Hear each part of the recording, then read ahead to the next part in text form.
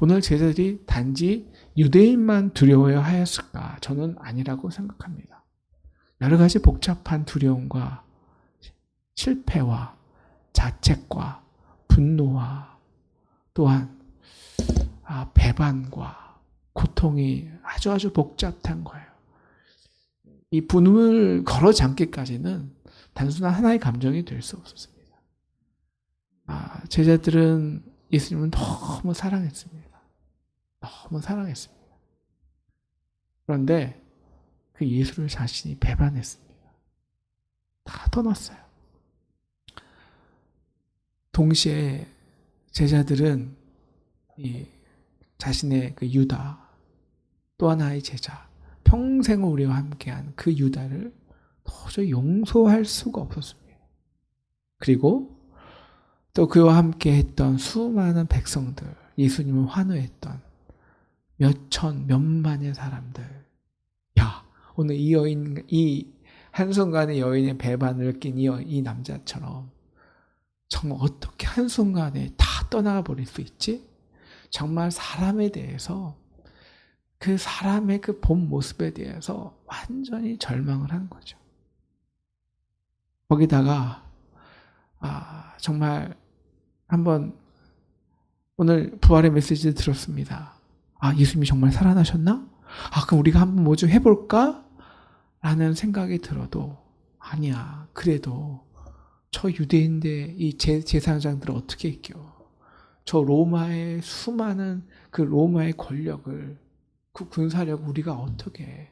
그 세상이 우리에게 주어지는 압박, 권력의 압박, 힘의 압박, 권력자들의 그 힘, 현실적인 힘에 눌릴 수밖에 없었습니다. 가장 그 중에서도 가장 그들을 나갈 수 없게 한 것은 자신이 없었죠. 다시 예수를 따를 자신이 없었습니다. 한 번이면 한 번 실패했잖아요. 예수가 살았더라도 내가 다시 예수를 따라서 또 다시 실패할 수가 있는 거예요. 그 실패한 모습을 바라보기가 너무너무 두려운 거예요. 그래서 그들은 부활의 소식을 들었지만 문을 잠가놓고 있습니다. 나가기 두려워하는 것이죠.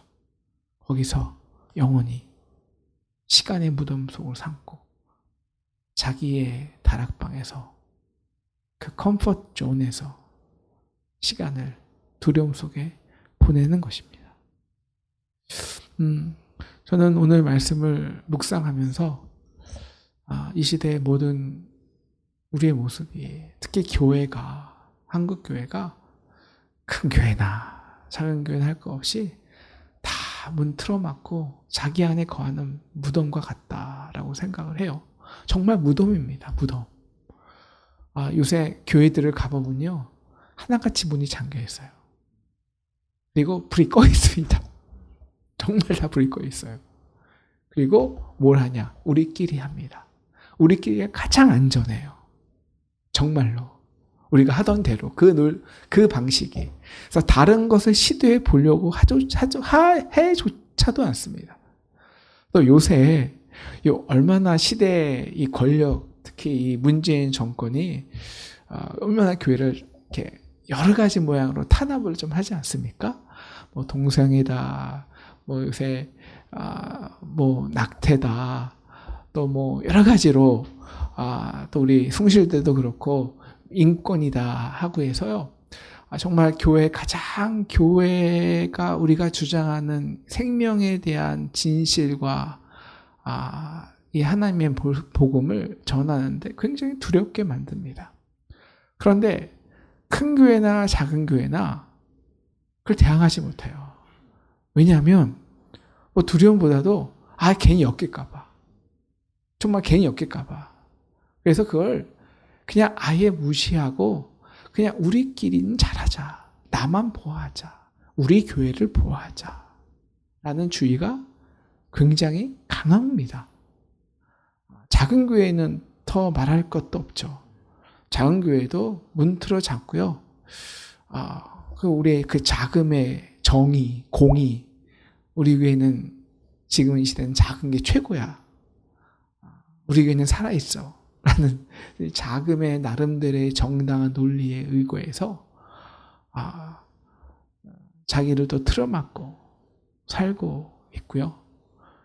절대 지금 사회에 나와서 정말 강력하게 복음을 증거하고 지금 이 시대가 왜 문제인지, 왜 사람들이 이렇게 비탄에 빠져 있는지, 왜 사람들이 이렇게 힘들고 살고 있는지, 왜 우리가 북한과 미국에만 쳐다보면 안 되는지, 정말 선지자처럼 나가서 선포하고 하나님 나라를 외치고 이 시대에 이 비탄에 빠져 있는 자를 위로하고 나가지 않습니다.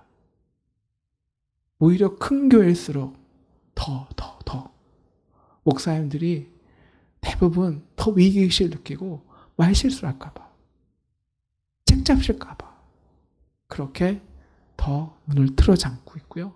그래서 우리가 늘 하던 대로 교회를 유지하기 위해서 60대, 70대의 모든 프로그램을 맞춰서 그들과 함께 죽어가고 있죠. 이것이 무덤입니다. 무덤. 오늘 제 말씀 제목이 무덤과 빈 무덤인데요. 오늘 그 강력한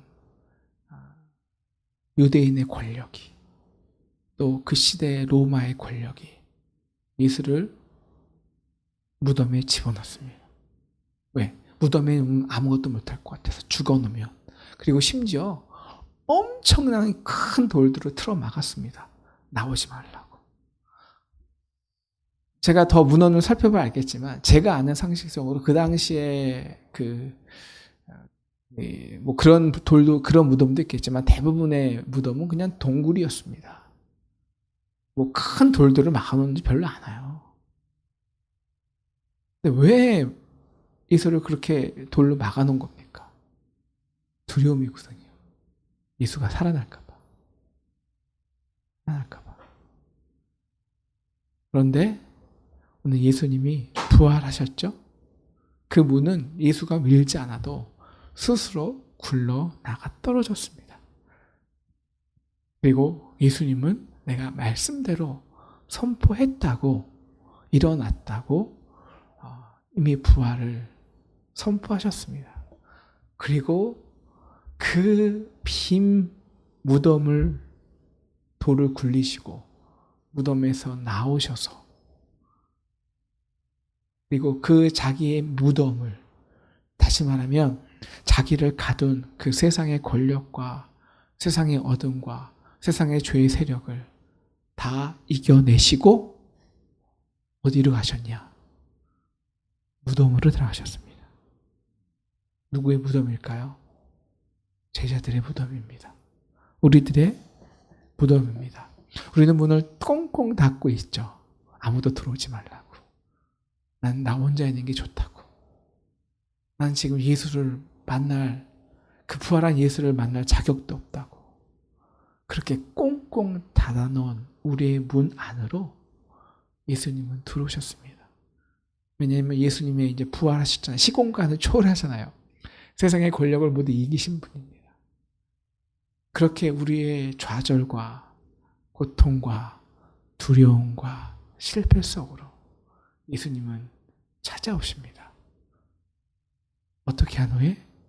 그것을, 모든 우리의 두려움과 실패를, 우리를 그 무덤에 묻게 한 그 모든 권력을 이겨놓으시고 그들이 만든 무덤을, 빈 무덤 만드신 다음에 우리를 찾아오시는 거예요. 그런 다음에 그들에게 이런 선포를 하십니다. 이거는 선포입니다. 이런 선포를 하십니다. 우리 19절 마지막 보세요. 너희에게 평강이 있을지어다. 오늘 사실 이 20장 말씀은, 요한복음 20장 말씀은 요한복음 16장을 좀 더 깊이 이해해야, 연결해야 같이 할 수 있습니다. 이 평강은 이미 예수님께서 선포하신 평강이에요. 요한복음 16장을 보시면 이제 얘가 16장의 내용이 이겁니다. 이제 내가 아버지께 갈 거야. 너희는 혼자 있을 거야. 세상들이 너를 힘들게 할 거고, 너를 옥에 갇히게 할 거고, 그러면, 그때, 그렇게 하니까 예수 제자들이 근심에 가득해요. 근심에 가득해요. 그러니까 예수님께서, 야, 성령이 올 거야. 성령이 오면은 모든 걸 가르쳐 줄 거야. 그런 다음에, 오늘 마지막으로 우리 요한복음 16장 이후에 보면은, 32절, 제가 32절, 33절만 읽어드릴게요. 보라, 너희가 다 각각 제 곳으로 흩어지고 나를 혼자 둘 때가 오나니 벌써 왔도다. 그러나 내가 혼자 있는 것이 아니라 아버지와 나와 함께 계시느니라. 이것을 너희에게 이르는 것은 너희로 내 안에서 평안을 누리게 하려 함이라. 세상에서는 너희가 환난을 당하나 담대하라. 내가 세상을 이겼노라. 오늘 이 말씀은 이미 제자들에게 언약하신 거예요. 약속하신 거예요. 근데 지금 이것은 그러므로 요 16장까지는 이 우리에게 주신 평화는 약속된 평화예요. 예수님께서 우리에게 주신. 그런데 오늘 20장 19절의 이 평화는 약속된 평화가 아닙니다. 이미 성취된 평화예요. 이미 예수님께서 세상을 이겨놓으신 거예요. 예수를 무덤 속에 거하게 하는 세상의 권력과 세상의 죄악의 세력과 서로 상처 주고 멸시하고 물어뜯고 하는 이 세상으로부터, 그 모든 세상의 흉악의 결박으로부터 예수님이 이겨내신 거예요. 그리고 선포하시는 거죠. 평강이 있을지어다.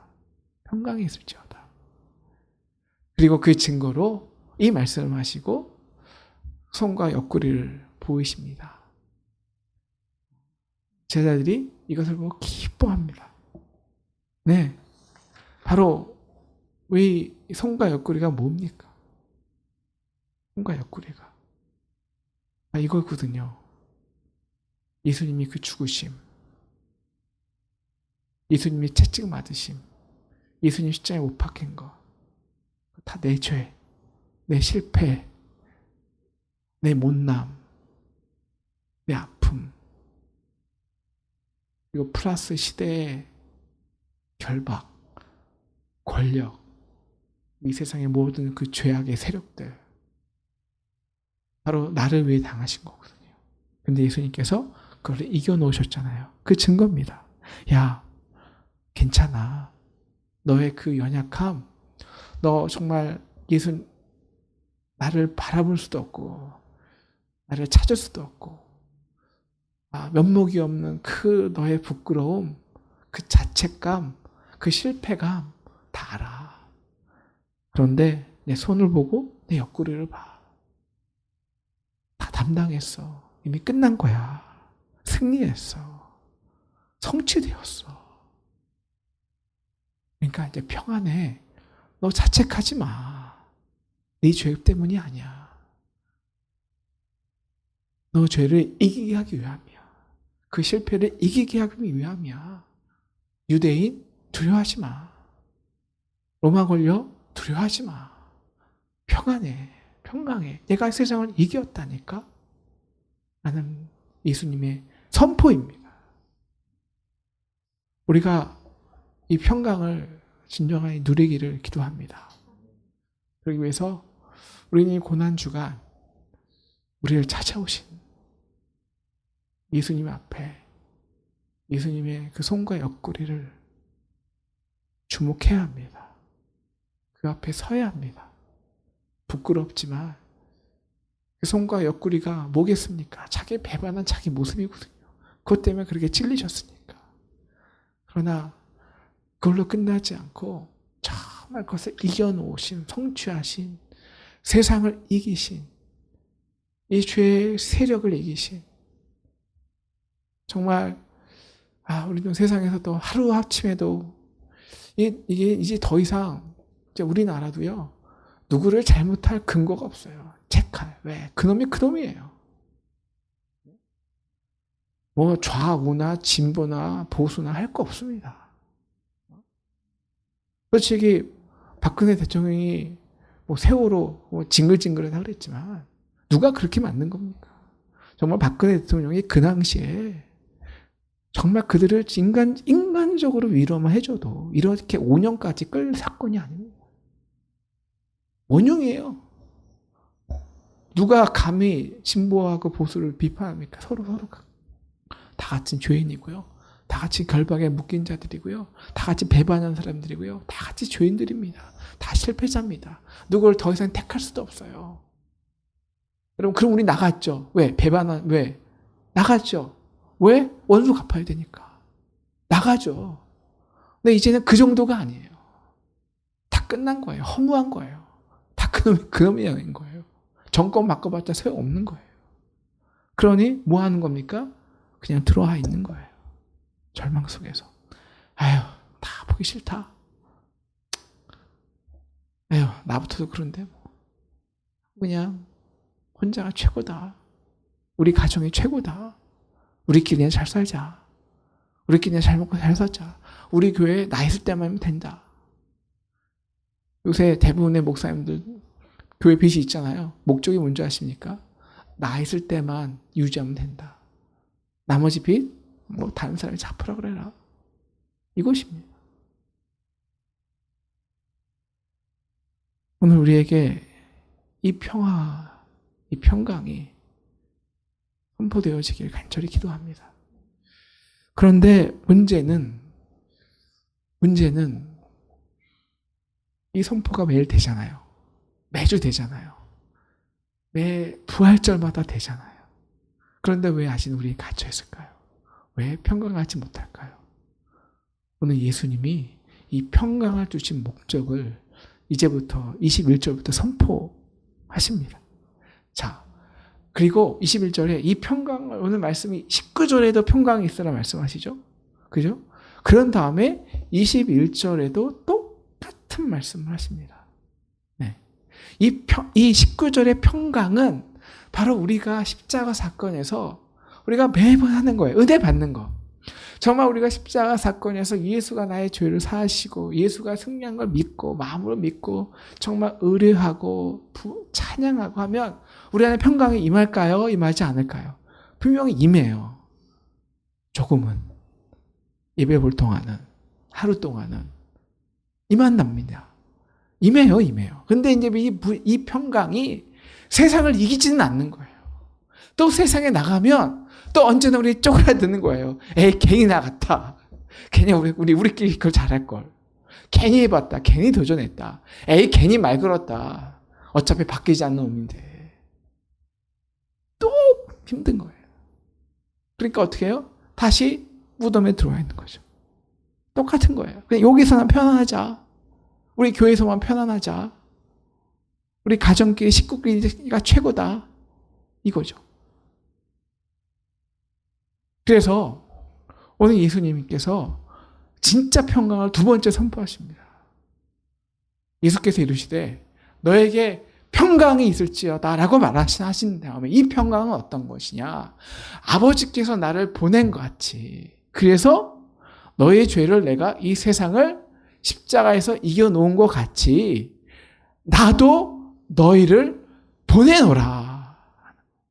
그러니까 진짜 평강은 맨 처음에 우리가 이 평강도 중요해요. 우리가 십자가 사건 속에서 주를 인격적으로 맞이하고 그의 손과 그의 옆구리의 은혜를 우리가 영접할 때 우리에게 주시는 평강도 중요하지만 그 평강이 진짜 유지되고 진짜 승리해내는 평강이 되기 위해서, 그래서 진짜 밖을 나가는 무덤을 떠치고 내 무덤을 빈 무덤으로 만드는 진짜 평강이 되기 위해서는 어떻게 해야 되냐? 바로 우리가 그 예수의 십자가 사건을 믿는다면, 부활 사건을 믿는다면 우리도 나가야 된다는 거예요. 일단 사명인의 삶을 살라는 거예요.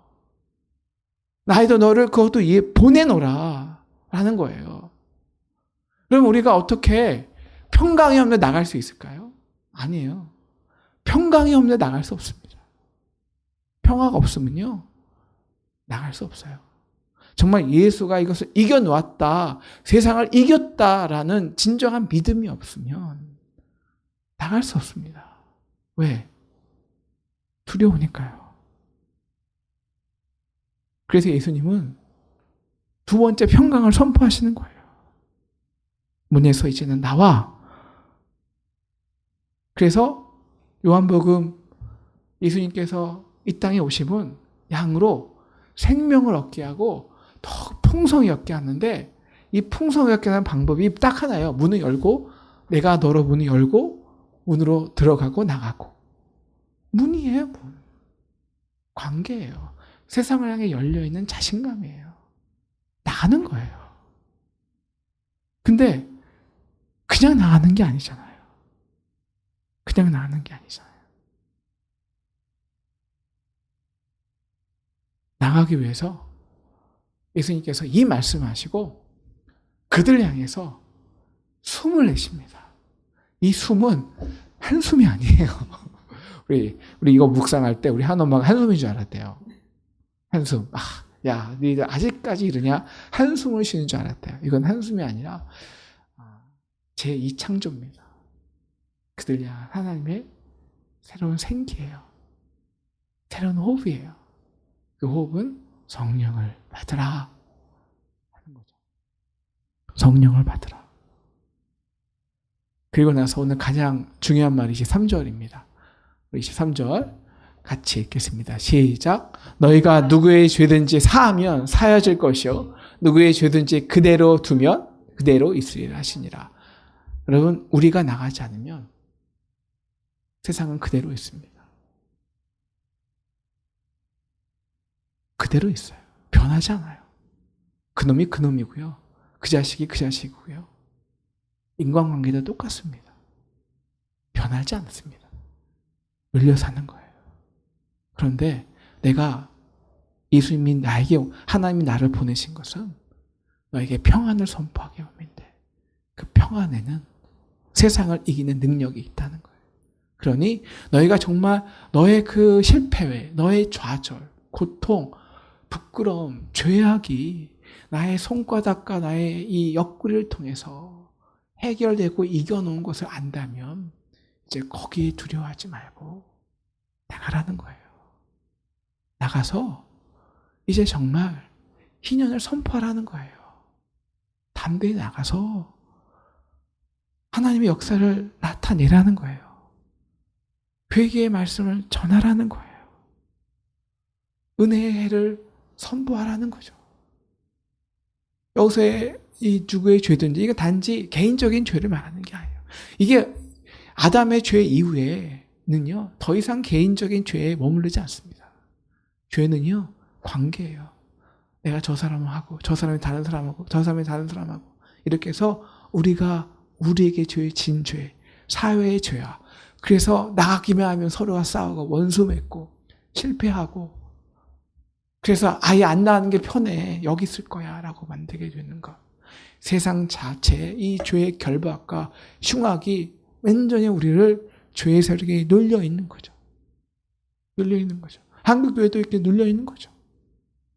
그런데 우리가 아무리 우리가 은혜를 받아도, 아무리 우리가 하나님의 십자가의 긍휼과 은혜를 받고 그것을 기뻐하고 우리가 평안을 누려도, 우리가 성령을 받지 않고 그런 다음에 나가지 않고 보내심 받은 사명이 없고, 그저 우리 교회 안에서 우리가 매번 하던 대로 프로그램 돌리고 맨날 하던 대로 찬양대회, 부활절 계란 까먹고 맨날 하던 대로 그냥 우리끼리 그 컴포트 존에서 있다면, 세상의 그 결박은, 세상의 죄악은, 세상에 우리를 억눌리는 그 죄악의 세력은 결코 무너지지 않는다.